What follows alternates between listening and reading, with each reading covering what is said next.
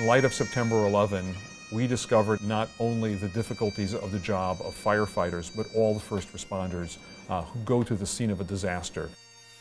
Well, when I look back on what happened, I feel very sad for the fire service. They did their best. They used the tools and deployment strategies that were in place at the time. It was truly a moment for pause and thought, could we do better? The only purpose for engineering is to help people, to enable firefighters and then other responders remain relatively safe as they do their job. With the Worcester Cold Storage warehouse fire, when 6 firefighters lost their lives, at that time they had zero technology to help them. As I was standing along the route of the procession, it just occurred to me, this is a problem that technology has to be able to solve. WPI being an integral part of this community, it was truly an amazing thing to have those guys step up and say, this is our hometown, those were our firefighters. We will take the advanced minds and technology that we have right here in this city and work and solve this problem for our own firefighters. And they understood that it was bigger. They understood that it was bigger than just Worcester. So we were well underway when the attack of 9/11 happened. And we certainly can't say that we would have saved everybody's life. We would have been able to save some people's lives. When a firefighter walks into a fire, they can only see about 1 to 2 inches in front of their face. Smoke completely obscures everything else. All they can do is feel a wall as they walk by it and feel the openings and try to remember how many turns that they've taken, which way they're oriented. The question is, how do you keep track of them?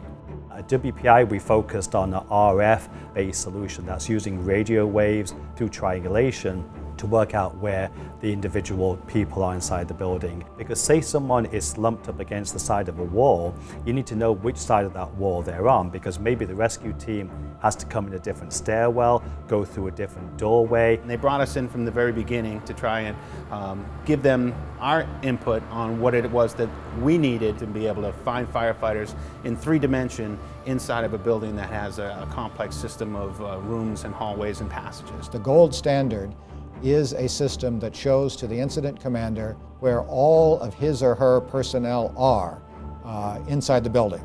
And we're making great progress on that. WPI has been sponsoring a workshop for the past 6 years. We ask participants to share their techniques, their successes, and their failures. This has been incredibly important to the development of technology for first responders. This past year's workshop was sponsored by the Department of Homeland Security, which now sees this annual workshop as the point of exchange for information that helps drive all of us. We've been developing search and rescue systems wherein a rescuer can carry a device that simply points in the direction to the person to be rescued.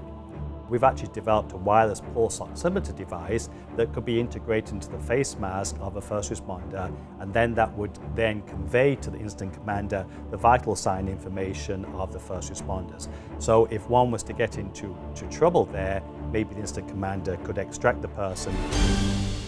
Recently, we finished work on a flashover prediction system. To add in some kind of a prediction of how long it is until the rooms that they're in are going to become deadly, and giving that information, that time to that critical event to the commander so he would know when to call them up.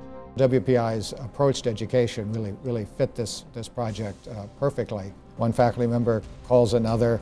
We have the opportunity to bring students into this work very closely.